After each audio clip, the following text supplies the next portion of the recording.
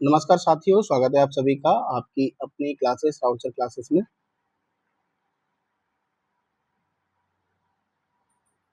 दोस्तों, आज की जो क्लास है वो ब्लड ग्रुप के बारे में यानी कि रक्त समूह के बारे में हम लोग पढ़ेंगे। सोचिए, आज से करीब 125 साल पहले अगर किसी इंसान को खून की जरूरत होती थी तो डॉक्टर सीधे भेड़, बकरी या बंदर का खून इंसान में चढ़ा देते थे और नतीजा क्या होता था? इंसान की तड़प तड़प कर मौत हो जाती थी। लोग सोचते थे कि खून में कोई भूत प्रेत या आत्मा या जहर है, लेकिन फिर एक ऐसा वैज्ञानिक आया, उसने इस जानलेवा रहस्य से पर्दा उठाया और हमें बताया कि हम सबका खून बाहर से भले लाल हो, लेकिन अंदर से वो एक अलग ही है।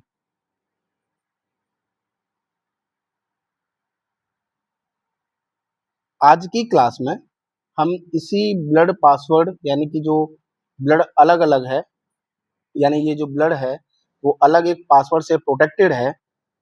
तो आज हम इस क्लास में इसी ब्लड पासवर्ड यानी कि ब्लड ग्रुप के इतिहास और उसके पीछे के गजब के साइंस को समझेंगे। क्लास पूरी देखिएगा, क्योंकि आज आपको कई चौंकाने वाले सच पता चलने वाले हैं। तो चलिए स्टार्ट करते हैं अपनी क्लास को और समझते हैं रक्त समूह या ब्लड ग्रुप को। ये जो ब्लड ग्रुप है कैसे पता चलता है, जानेंगे इसके बारे में। साथ ही माता पिता से बच्चे का ब्लड ग्रुप कौन सा होता है, या माता और पिता दोनों के ब्लड ग्रुप के मिलने के बाद कौन सा ब्लड ग्रुप आपके बच्चे में आ सकता है, इसके बारे में जानेंगे। साथ ही जो ब्लड ग्रुप होता है जैसे कि ए पॉजिटिव, ए नेगेटिव या बी पॉजिटिव या B negative, A B positive या ए बी नेगेटिव या ओ पॉजिटिव या ओ नेगेटिव, ये कैसे पता चलता है इसके बारे में जानेंगे। और साथ ही कौन किसको खून दे सकता है, यानी कौन किसको ब्लड दे सकता है, कौन किसको ब्लड नहीं दे सकता है, इसके बारे में भी जानेंगे। कौन सर्वग्राही है, यानी कि कौन सा ब्लड ग्रुप है जो सबसे ब्लड को ले सकता है, या कौन सर्वदाता है, अर्थात कि कौन सबको ब्लड दे सकता है। तो चलिए इन सभी सवालों के साथ शुरू करते हैं अपनी क्लास को और बढ़ते हैं अपनी क्लास की तरफ। इससे पहले की जो क्लास थी उसके बारे में हमने पढ़ा था कि जो ब्लड है उसके बारे में जाना था। ब्लड क्या होता है, ब्लड में क्या क्या पाया जाता है, इसके बारे में हमने बहुत अच्छे तरीके से पढ़ा था, जिसमें हमने देखा था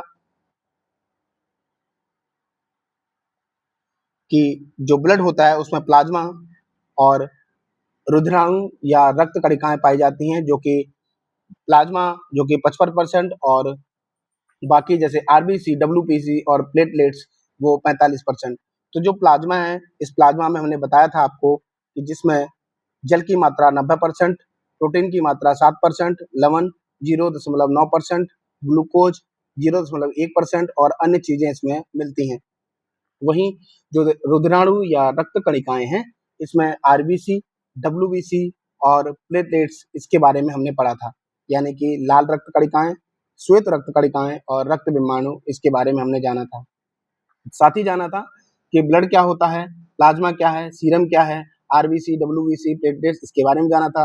रक्त का थक्का कैसे बनता है, इसके बारे में जाना था और महत्वपूर्ण तथ्यों को देखा, साथ ही हमने क्वेश्चंस को देखा था। तो पिछली क्लास आप मिस मत करिएगा। अगर आपने वो पहली ये क्लास नहीं देखी है तो पहले इसको कंप्लीट करिएगा, उसके बाद आज की क्लास को कंप्लीट करिएगा। तो चलिए बढ़ते हैं आज की क्लास की तरफ और समझते हैं कुछ तथ्यों को, जिसमें कि सबसे पहले जानेंगे कि रक्त समूह की खोज किसने की थी। तो जब ब्लड ग्रुप डिस्कवर्ड बाय यानी कि इसकी खोज की बात की जाती है तो इसके खोजकर्ता माने जाते हैं कार्ल लैंडस्टीनर।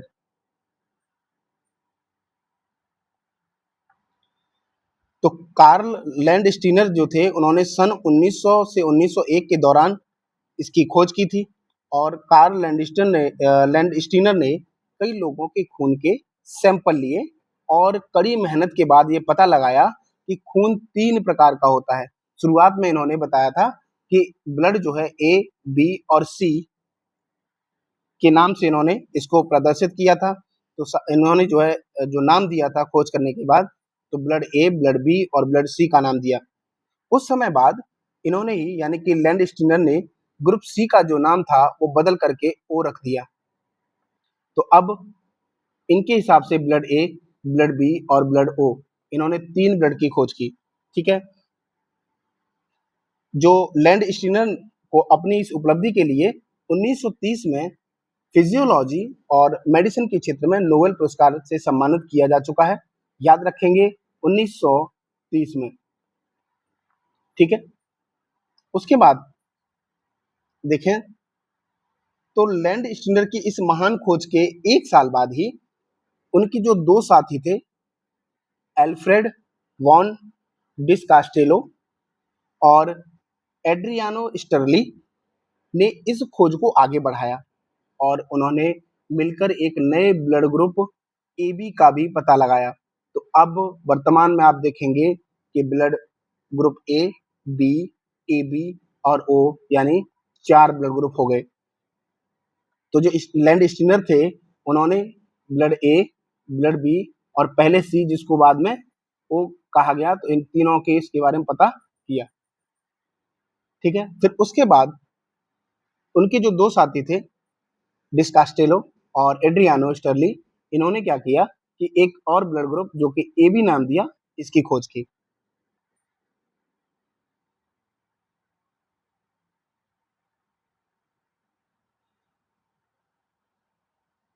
जो कार्ल लैंडस्टीनर ने मनुष्य के रक्त में ग्लाइकोप्रोटीन की खोज की थी और इसी से पता चलता है कि किस ब्लड का कौन सा, मतलब जिसको हम बोलते हैं कि ब्लड ए है या ब्लड बी है, ये कैसे पता चलता है, इसके बारे में इन्होंने पता लगाया।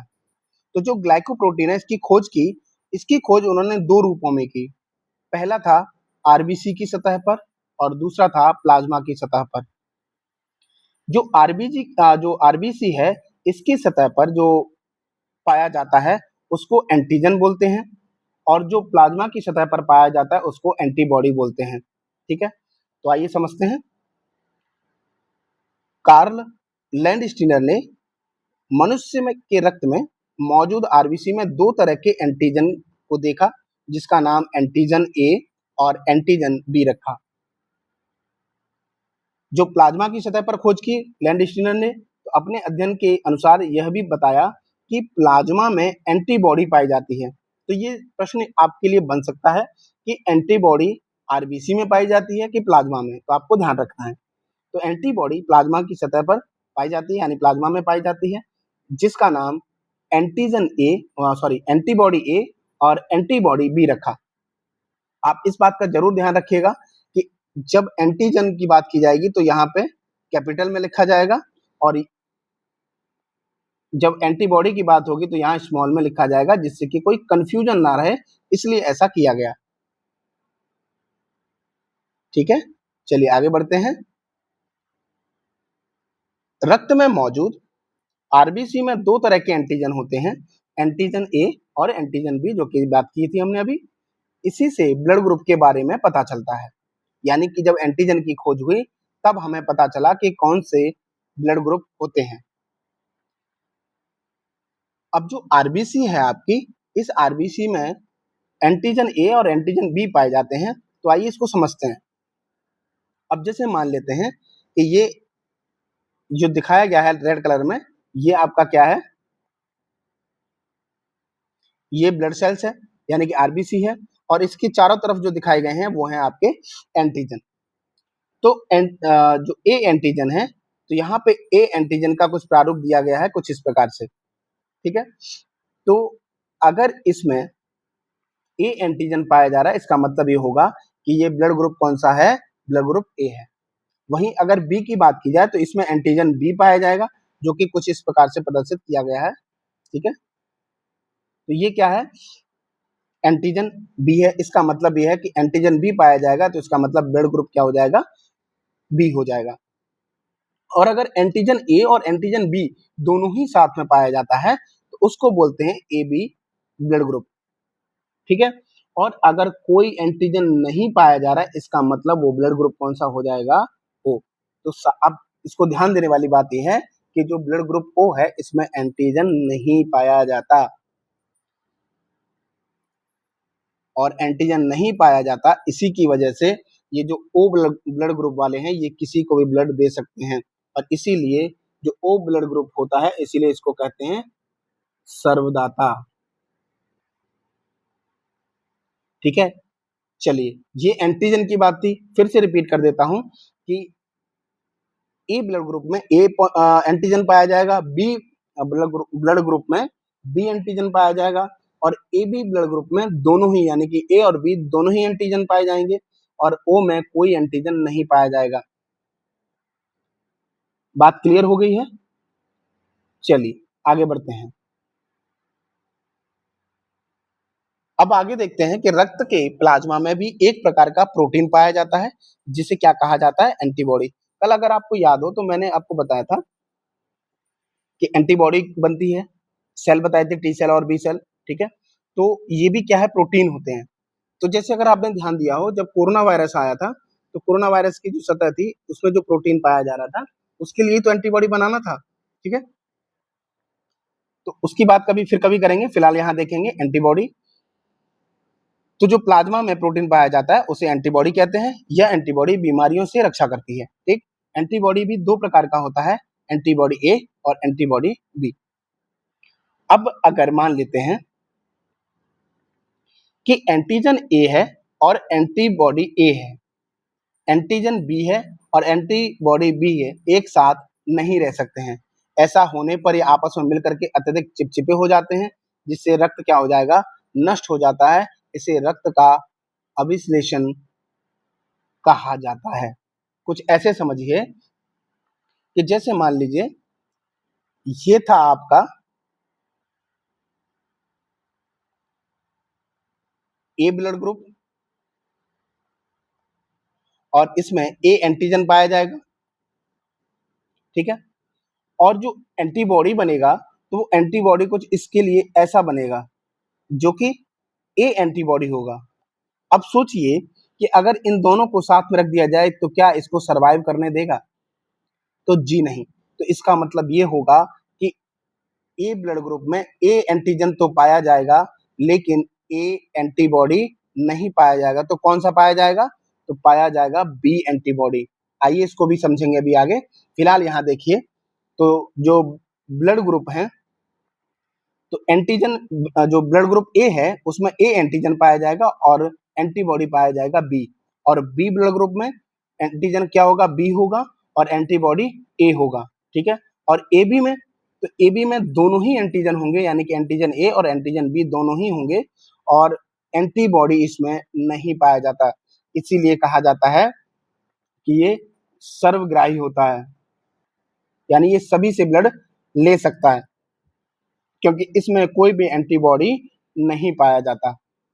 ठीक है, अब अगर जो ओ है तो इसमें मैंने अभी अभी बताया था आपको कि इसमें कोई एंटीजन नहीं होता लेकिन इसमें ए बी एंटीबॉडी दोनों ही मौजूद होते हैं, इसीलिए ये सबको ब्लड दे सकता है।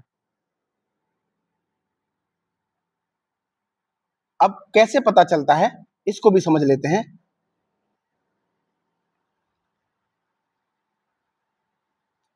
तो देखिए यहाँ पे ग्रुप ए है, ग्रुप बी है, ग्रुप ए बी है और ग्रुप ओ है। ठीक है, अब जब ग्रुप ए की बात कर रहे हैं तो इसमें इसका मतलब ये होगा कि एंटीजन यहाँ पे ए पाया जाएगा और बी में एंटीजन बी पाया जाएगा और ए बी में दोनों पाए जाएंगे और ओ में नहीं पाया जाएगा एंटीजन। ठीक है, तो देखिए यहाँ पे एंटीबॉडी दिखाया गया है प्लाज्मा में, जो कि एंटीबॉडी मैंने पहले बताया था कि प्लाज्मा में जो ग्लाइकोप्रोटीन है उसकी सतह पर प्लाज्मा में उसको एंटीबॉडी कहते हैं। ठीक है, अब चूंकि ए में जैसे मैंने आपको बताया कि ए एंटीजन पाया जाएगा लेकिन एंटीबॉडी क्या पाया जाएगा? बी पाया जाएगा। अब सोचिएगा कि ये है एंटीजन ए यानी कि जो ए ब्लड ग्रुप है इसमें एंटीजन ए पाया जाएगा, और अगर इसमें एंटीबॉडी ए पाया जाएगा तो क्या ये सरवाइव करने देगा? सोच के देखिए, कुछ ऐसे फिक्स हो जाएगा। ठीक है, इसलिए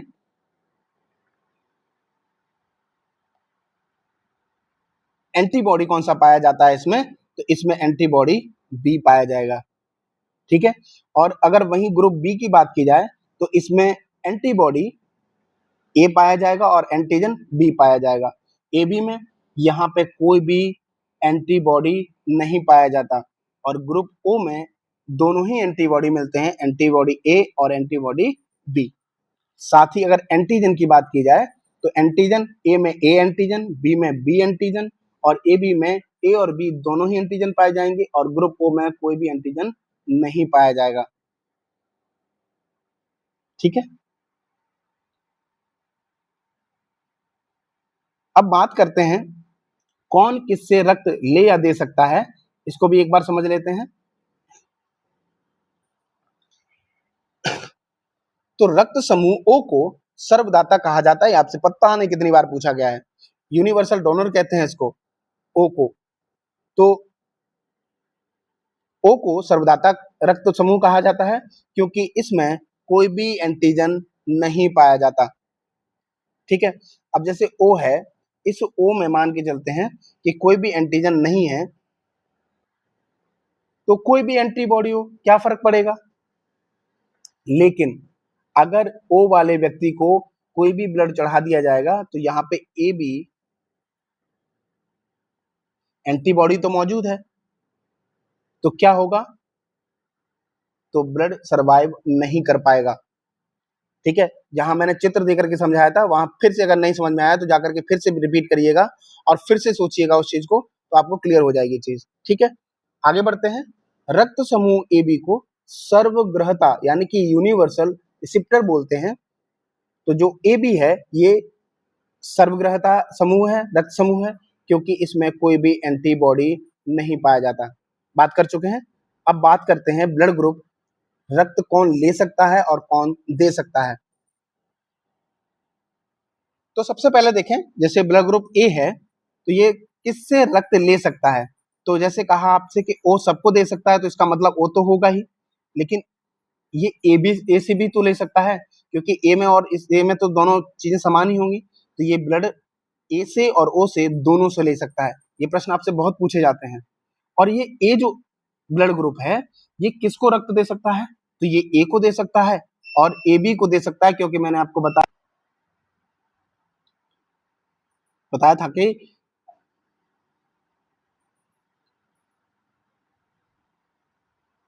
जो ए बी है वो सभी से रक्त ले सकता है,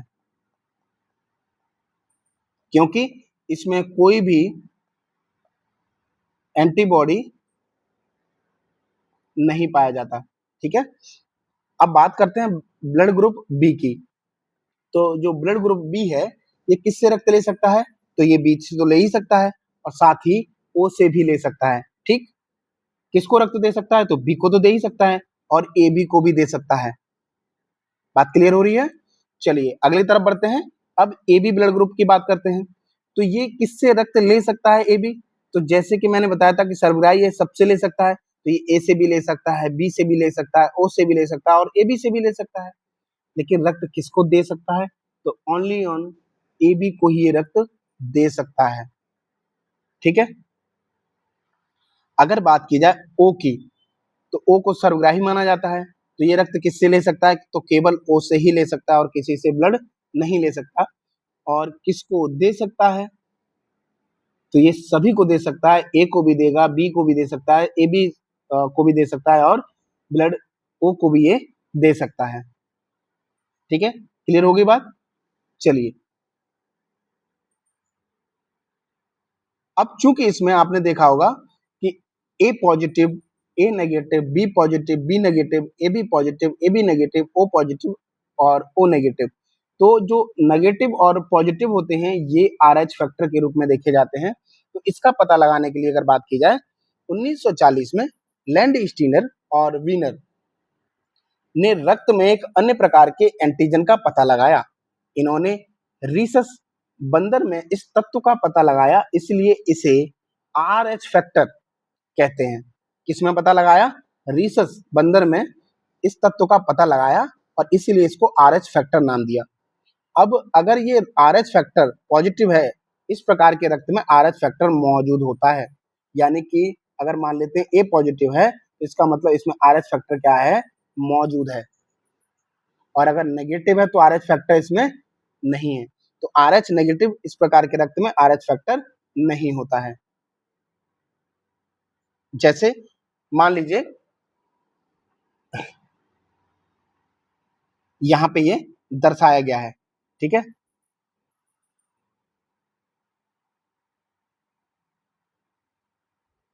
चलिए आगे समझते हैं इसको।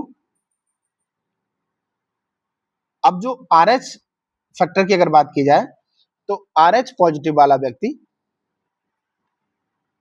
रक्त दे सकता है यानी डोनेट कर सकता है RH पॉजिटिव को, और एक्सेप्ट कर सकता है यानी रक्त ले सकता है। तो RH पॉजिटिव से और RH नेगेटिव दोनों से ही ये ब्लड ले सकता है। यानी कि मान लेते हैं तो जो RH फैक्टर है अगर ये पॉजिटिव है तो जैसे समझने का प्रयास करिएगा कि O पॉजिटिव है कोई बंदा, ठीक है। तो ये जो O पॉजिटिव वाला व्यक्ति है ये O पॉजिटिव वाले व्यक्ति से रक्त ले सकता है और O नेगेटिव वाले व्यक्ति से भी ये रक्त ले सकता है क्योंकि ये RH पॉजिटिव है, ठीक है। क्योंकि ये O पॉजिटिव वाले व्यक्ति में RH फैक्टर तो है ही है, लेकिन O नेगेटिव वाले में RH फैक्टर नहीं है, तो इससे भी कोई समस्या इसको नहीं होगी। लेकिन अगर इसका जस्ट उल्टा देखा जाए यानी कि RH नेगेटिव है, तो अगर यहाँ डोनेट की बात की जाए तो किसको दे सकता है नेगेटिव, तो ये जैसे मान लेते हैं O नेगेटिव व्यक्ति है तो ये किससे ब्लड किसको दे सकता है और किससे ले सकता है, तो आर जो O नेगेटिव वाले व्यक्ति है यानी कि इसमें RH फैक्टर नहीं है तो ये किसको दे सकता है, तो जैसे यहाँ बताया था आपको तो O नेगेटिव वाला व्यक्ति O पॉजिटिव को भी ब्लड दे सकता है और O नेगेटिव को भी जो है दे सकता है। लेकिन अगर बात आए ब्लड लेने के लिए तो ये केवल और केवल O नेगेटिव वाले व्यक्ति से ही ब्लड लेगा क्योंकि O पॉजिटिव वाले व्यक्ति में क्या है RH फैक्टर मौजूद है जिस वजह से यहाँ पे प्रॉब्लम हो सकती है। तो यहाँ यही समझाया गया है कि RH नेगेटिव वाला व्यक्ति अगर रक्त दे सकता है तो RH फैक्टर जो है पॉजिटिव वाले को और नेगेटिव वाले दोनों को दे सकता है, लेकिन एक्सेप्ट किससे यानी कि ले किससे सकता है, तो RH नेगेटिव यानी कि RH फैक्टर जो नेगेटिव होगा उसी से ब्लड ले सकता है, ठीक है। आई होप आपको बात क्लियर हुई होगी।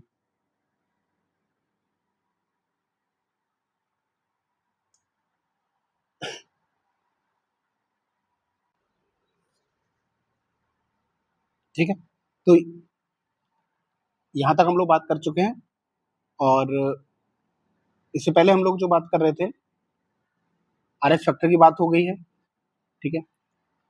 और RH फैक्टर में मैंने जैसे आपको बताया था तो जो रीसस बंदर था यानी कि जो लाल मुंह वाला जो बंदर आपने देखा होगा, तो इसके कई सैंपल लिए गए थे, उससे पता लगा ये सारी चीज़ों का कि यहाँ पे RH फैक्टर पॉजिटिव है कि नहीं है। तो वहाँ से इस चीज़ की पता चला, फिर उसके बाद इन्होंने जो है मनुष्यों में भी ये पता लगाया, तो वहाँ से RH फैक्टर का पता लगा, ठीक है। इस डायग्राम के बारे में मैंने आपको बताया था कि अगर ये रीसस फैक्टर का यहाँ पे दर्शाया गया है, अगर ये मौजूद है तो इसका मतलब ये RH पॉजिटिव है, ठीक है। अब चूंकि ये अगर मैं आपसे पूछूं कि ये वाला ब्लड ग्रुप कौन सा है तो आप क्या बताएंगे, क्योंकि एंटीजन क्या है इसमें ए है, तो ए ब्लड ग्रुप हो गया। लेकिन ए पॉजिटिव और नेगेटिव नहीं है या नहीं ये क्या पता चलेगा, तो ये कुछ इसी प्रकार से पता चलेगा। तो ये कौन सा ब्लड ग्रुप हो जाएगा, ए पॉजिटिव, ठीक है। आई होप ये क्लियर हुआ होगा आपको। चलिए अब बढ़ते हैं आगे।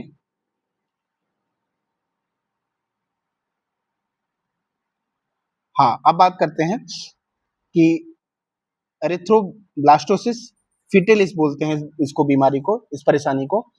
क्या होता है ये, तो यदि पिता का रक्त,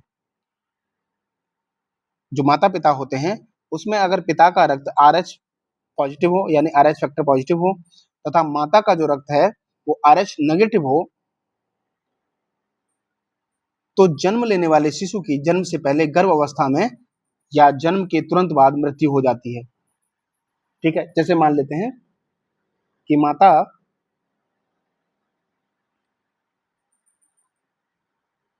O नेगेटिव है और पिता, यहाँ माता और ये पिता, और पिता मान के चलते हैं ए पॉजिटिव है, तो अब इसका मतलब ये है कि यहाँ पे ये एरिथ्रोब्लास्टोसिस फिटेलिस की व्यवस्था बन रही है, जिससे क्या होगा कि जो शिशु है वो गर्भ अवस्था में जन्म लेने के तुरंत बाद मृत्यु हो जाती है उसकी, ठीक है। हालांकि ऐसा अब मेडिकल साइंस से इतना ज़्यादा ग्रो कर गया है कि अब ऐसी समय व्यवस्था जो है को सँभाला जा सकता है।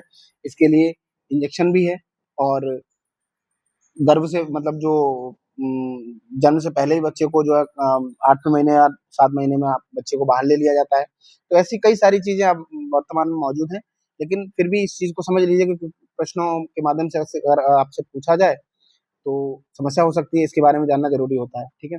लेकिन एक चीज़ हमेशा याद रखिएगा कि ऐसा केवल जो है पहली संतान के बाद ही होगा, ठीक है? तो ऐसा प्रथम संतान के बाद ही होने पर होता है।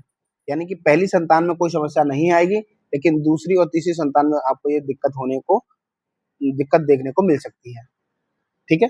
लेकिन वर्तमान में ऐसा नहीं है, अगर आप बस इतना रखिएगा कि जब भी आप डॉक्टर से मिल रहे हैं, तो आप उनको अपने बारे में ज़रूर बता दीजिएगा कि मैं पॉज़िटिव हूँ और ये नेगेटिव हैं।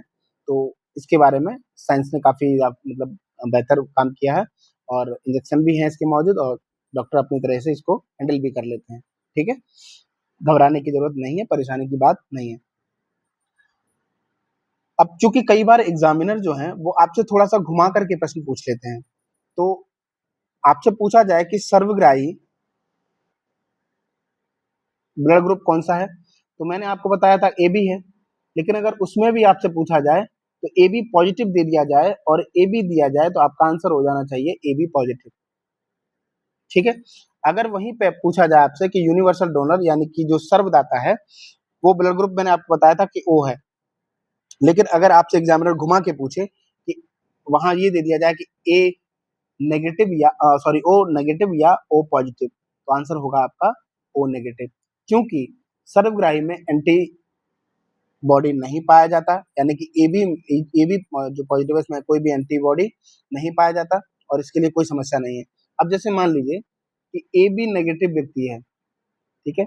और अगर इसको आप AB नेगेटिव व्यक्ति है, अगर आप इसको किसी भी पॉजिटिव यानी मान लीजिए O पॉजिटिव हो या A पॉजिटिव हो या जिस किसी व्यक्ति का अगर आप इसको ब्लड ग्रुप कराते हैं, तो इसका मतलब यहाँ पे RH फैक्टर मौजूद नहीं है, तो यहाँ पे दिक्कत हो सकती है। इसलिए AB पॉजिटिव सर्वग्राही माना जाता है और सर्वदाता O नेगेटिव।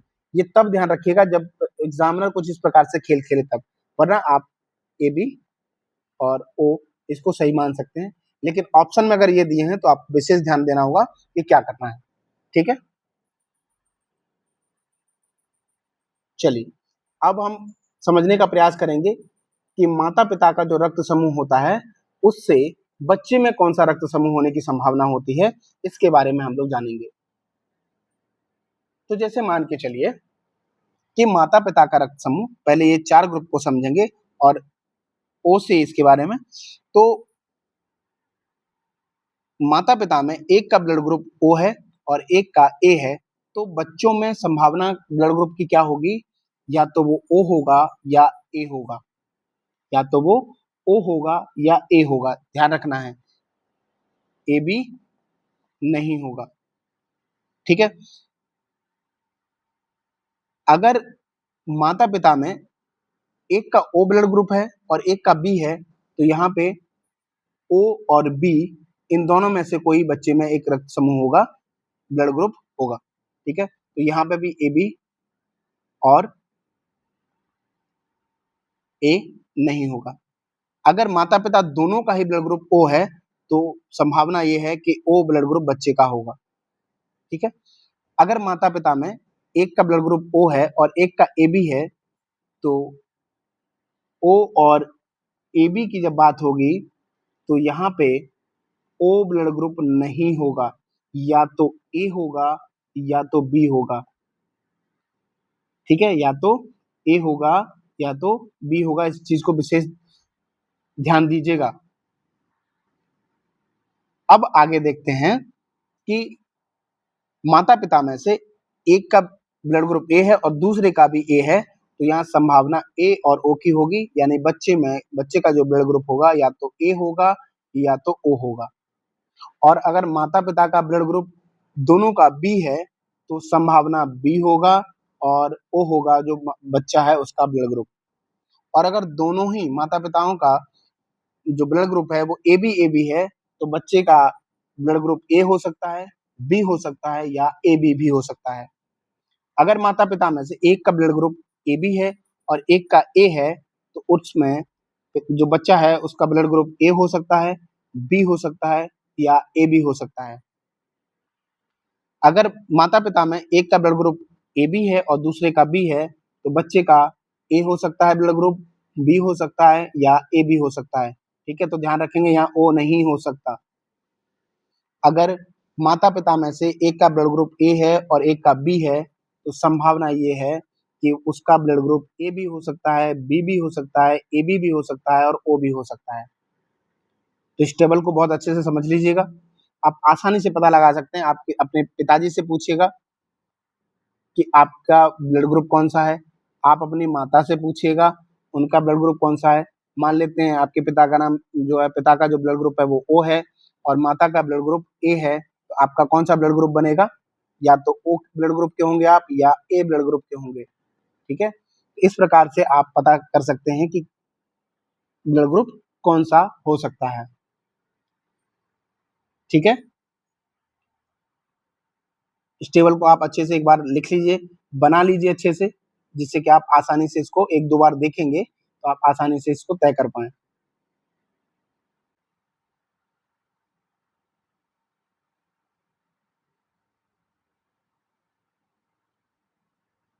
अब मान लीजिए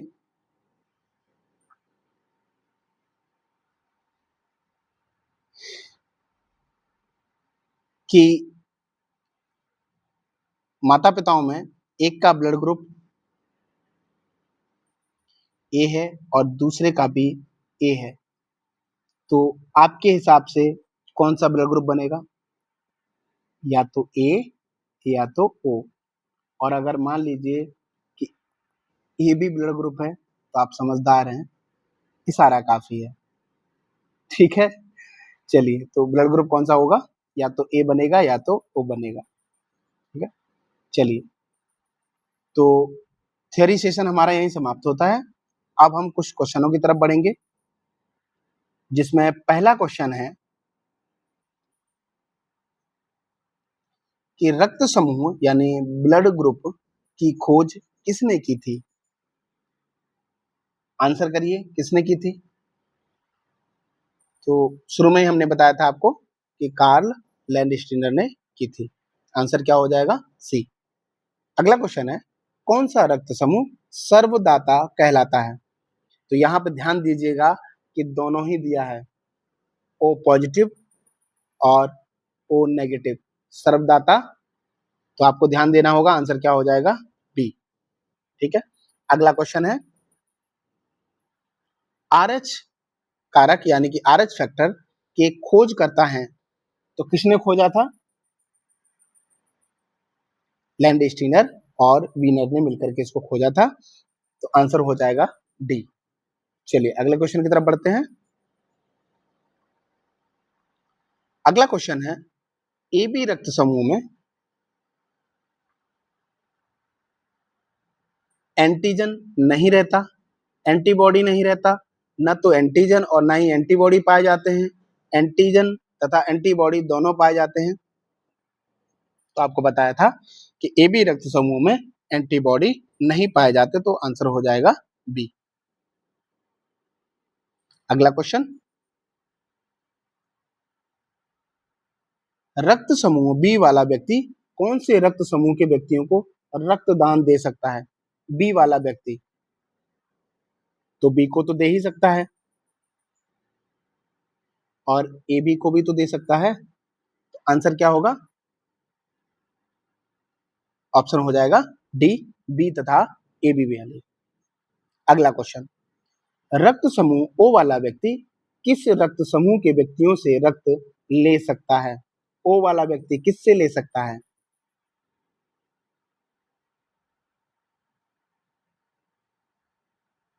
आंसर होगा केवल ओ से। अभी तो बढ़ के आए। अगला क्वेश्चन है, यदि एक पिता का एक रक्त वर्ग ए और माता का रक्त वर्ग ओ है, तो बताइए कि उसके पुत्र का निम्नलिखित में से कौन सा रक्त वर्ग हो सकता है? तो यदि ए मतलब माता पिता है उसमें एक का ब्लड ग्रुप ए है और दूसरे का ब्लड ग्रुप ओ है, तो कौन सा ब्लड ग्रुप होगा? आंसर करिए।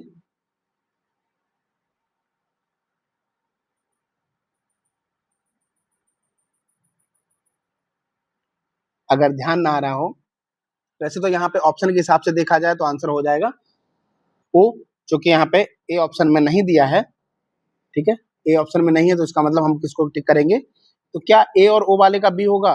क्या ए बी होगा? क्या ये होंगे? नहीं, आंसर क्या हो जाएगा? ये।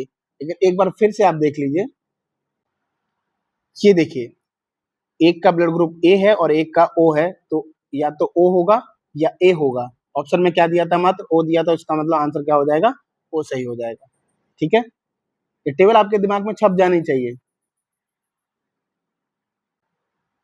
बढ़ते हैं अगले क्वेश्चन की तरफ।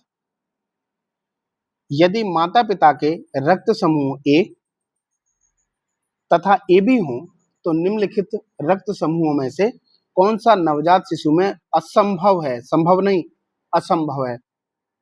तो अगर एक का ब्लड ग्रुप ए है और एक का ए बी है, तो कौन सा ब्लड ग्रुप नहीं होगा? शुरू में बताया था आपको, तो ओ नहीं होगा। जहां भी ए बी ब्लड ग्रुप आ जाए, किसी का भी, माता में से पिता में से किसी का एक का होगा, तो वहां ओ ब्लड ग्रुप नहीं होगा। ठीक है, अगला क्वेश्चन, आर एच फैक्टर नाम का आधार पूछा है, तो रिसस बंदर ऑप्शन हो जाएगा बी। अगला क्वेश्चन, निम्नलिखित में से कौन सा रक्त समूह सर्वग्राही यानी कि सबसे ब्लड ले सकता है? तो देखिए, यहां भी घुमाने का प्रयास किया गया है, लेकिन आपको ध्यान रखना है कि आंसर क्या हो जाएगा? सी आंसर हो जाएगा, यानी ए बी पॉजिटिव। अगला क्वेश्चन है, रक्त समूह ओ में कोई एंटीजन नहीं पाया जाता, कोई एंटीबॉडी नहीं पाया जाता, न तो एंटीजन ना ही एंटीबॉडी पाए जाते हैं, एंटीजन और एंटीबॉडी दोनों पाए जाते हैं। क्या आंसर होगा? तो याद रखेंगे, ए बी में एंटीबॉडी नहीं पाए जाते और ए में एंटीजन नहीं होता, तो आंसर क्या हो जाएगा? ए। अगला क्वेश्चन है, ए बी ब्लड ग्रुप की खोज किसने की थी? तो ए बी ब्लड ग्रुप की खोज, चूंकि यहाँ पे केवल एक ही नाम दिया है, ठीक है, तो डिकास्टेलो, तो इन्हीं का आंसर करेंगे। ऐसे तो दोनों ने की थी, लेकिन यहाँ पे एक ही नाम दिया है, तो आपको याद रखना है। इस तरीके से प्रश्न आपसे पूछे जा सकते हैं।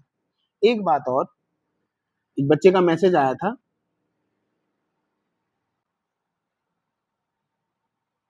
वो मैसेज कुछ ये था कि सर आपने जो पढ़ाया है, चूंकि मानव दांत और जीभ पढ़ा रहे थे हम, तो मैंने जो जो जीभ पढ़ाई थी उसमें बताया था कि कड़वा कहाँ लगता है, नमकीन कहाँ लगता है, खट्टा कहाँ लगता है, मीठा कहाँ लगता है। तो उस बच्चे का मैसेज ये था कि सर हम मिर्च भी तो खाते हैं और मिर्च से तीखापन लगता है, ये कहाँ महसूस होता है? तो बच्चे, ये जीभ पे कहीं महसूस नहीं होता। एक्चुअल में होता क्या है कि जब हम मिर्च खाते हैं, तो उसमें मौजूद कैप्सेसिन नाम का जो केमिकल हमारे जीभ की गर्मी पहचानने वाले रिसेप्टर्स को एक्टिवेट कर देता है, जिससे दिमाग को भ्रम हो जाता है कि जीभ सच में किसी आग जैसी गर्म चीज से जल रही है। यानी तीखापन कोई स्वाद नहीं है, बल्कि हमारी जीभ की कोशिकाओं द्वारा महसूस की गई एक जलन होती है, और कुछ नहीं। तो जो सेल्स होती है ना, वो जलन महसूस करती हैं, जिसकी वजह से आपको जो तीखापन लगता है। आप सोचिएगा कि कभी अगर मिर्च खा रहे हैं तो जीभ पूरी भवाना शुरू कर देती है, लेकिन अगर वही मिर्च आपके शरीर के किसी भी अंग पे लग जाए, आंख में लग जाए, हाथ में लग जाए, तब भी आपको भवाता है। तो इसका मतलब वहां भी फील हो रहा है? नहीं, ऐसा नहीं है। तो जो मैंने आपको बताया कि जो कैप्सेसिन नामक का जो केमिकल हमारी जीभ के गर्मी पहचानने वाले जो रिसेप्टर्स होते हैं ना, उनको एक्टिवेट कर देता है, जिससे ये दिमाग को भ्रम हो जाता है कि जीभ सच में किसी आग जैसी गर्म चीज से जल गई है, इसलिए वो महसूस होता है। ठीक है, तो ध्यान रखिएगा इस बात को। आई होप तुम्हारे क्वेश्चन का आंसर मिल गया होगा तुमको। तो यहीं पे क्लास हमारी आज की समाप्त होती है। कैसी ये लगी क्लास आपको, मुझे कमेंट बॉक्स में जरूर बताइएगा। हमारी मेहनत के लिए मुझे लाइक करिएगा।